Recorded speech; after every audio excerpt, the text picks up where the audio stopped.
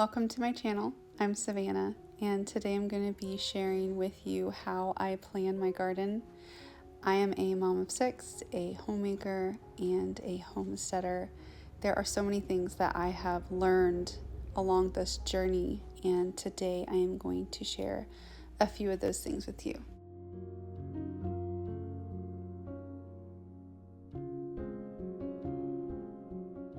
We have been on the Holmberg homestead for 3 years now, so this will be our 3rd year planting in our garden here. When we moved here, we had just a garden in the ground. We didn't have any fence around. I planted 14 tomato plants and I got 0 tomatoes. So we knew very quickly that we had to build some sort of fence.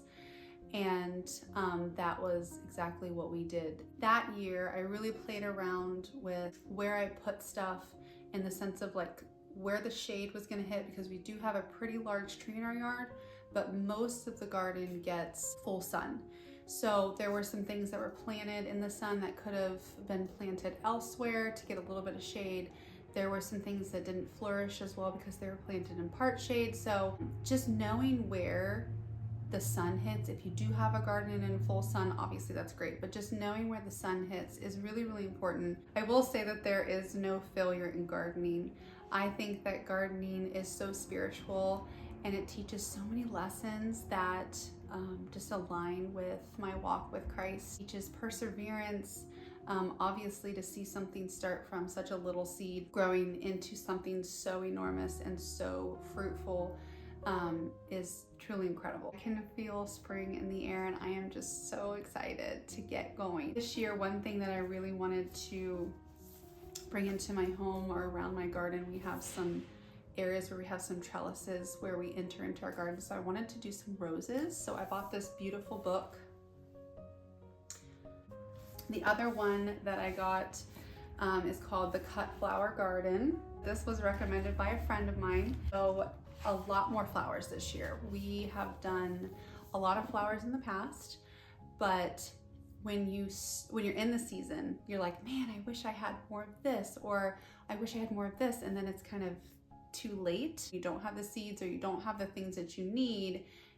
It kind of sets you back. Gardening is so great to involve your kids in, and last year there was a lot of involvement. My kids ended up taking over one of my planter boxes when we harvested the onions.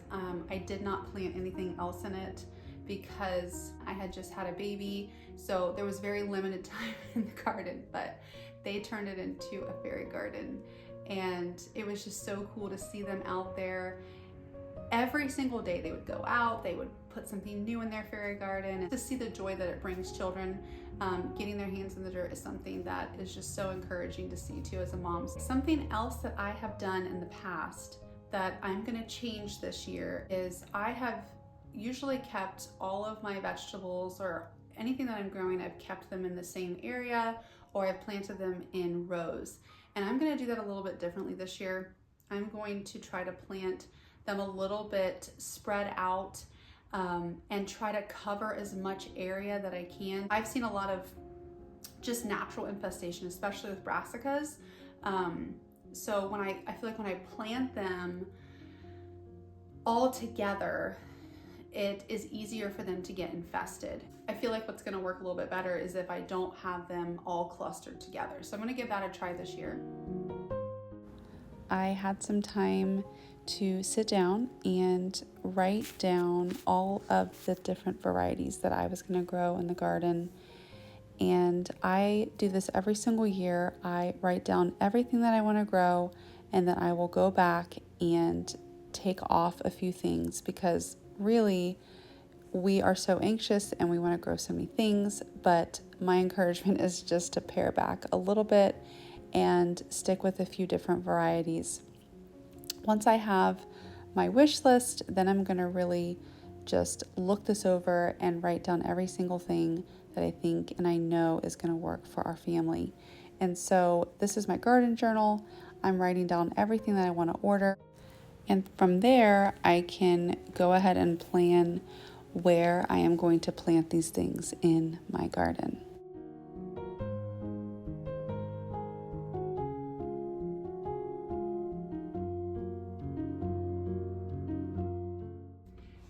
thing that I am trying this year that is different and that I'm really excited about is this app called Seed Time. My friend shared this app with me, and I'm excited because it really does a lot of the work for you in the terms of when you should plant stuff, especially if you are succession planting and you want to be able to harvest things multiple times, not just like one big harvest, but you want to be able to harvest things throughout the growing season. So you put in all of the things that you want to grow, and you have to put in your growing zone, and it will take into account your frost date and your first freeze and all that stuff. And it will come up with a plan for you when you are to plant it. So I just printed this off to put with all of my stuff, but the app is so helpful because you can go in there and mark it off. So since I'm growing most of my things from seed this year, I need to know when I need to plant these seeds. And so in the past, what I've done is I've gone backwards, and it's really time consuming. I'm really excited to use something like this. So I have my plan here. I can add this to my calendar, and what I love most is that I can add this to our homeschool and use that as a time for education for my kids. Before I finish up the planning phase on paper is just look through a few more of my books. So this is Rosemary Gladstar's Medicinal Herbs, and this is one of my favorite books. So last year I did a handful of these herbs. I grew a lot of calendula, I harvested a lot, and I actually made a lot of calendula salve that we are using now, and we call it our natural Neosporin. We grew a lot of echinacea, and I made a tincture out of that. And so just kind of putting these around my house and in my garden is just a long-term goal for me. So this is a really good book if you do want to have something like your own apothecary, or you want to be able to make some things from herbs. I always love to go back through this book. This is called The No-Dig Garden. We do a no-dig garden method, which means we started our whole garden with putting cardboard over it and then dirt on top. I wanted to try this method because I had researched it for so long. If you've never heard of no-dig gardening, you just got to do the research. It's just something that we opt into. I could rototill every year, but I have noticed such a amazing progress of the health of my soil just in the 2 years that we've been here. No-dig gardening is supposed to essentially get rid of all weeds, and you really don't have to weed, which is not 100% accurate in my gardening yet, but I still have a long way to go in cultivating the soil that I have. I do have quite a bit of work to do in organizing my seeds. Now that I look at them, they're kind of all over the place, but I plan to buy another one of these from the flowers, and that way if I do want to go out and plant very quickly, I can just take the whole thing with me. I've sprayed this before with the hose and it's kind of got kicked and knocked over, and this way works for me because it's protected, it's waterproof. I can just kind of store it away. Planting your garden can be so fun and so peaceful. It doesn't have to feel overwhelming. Once you know the varieties that you want and what it is that you would like to grow in your garden, you just make sure you have the right plan to get them in the ground.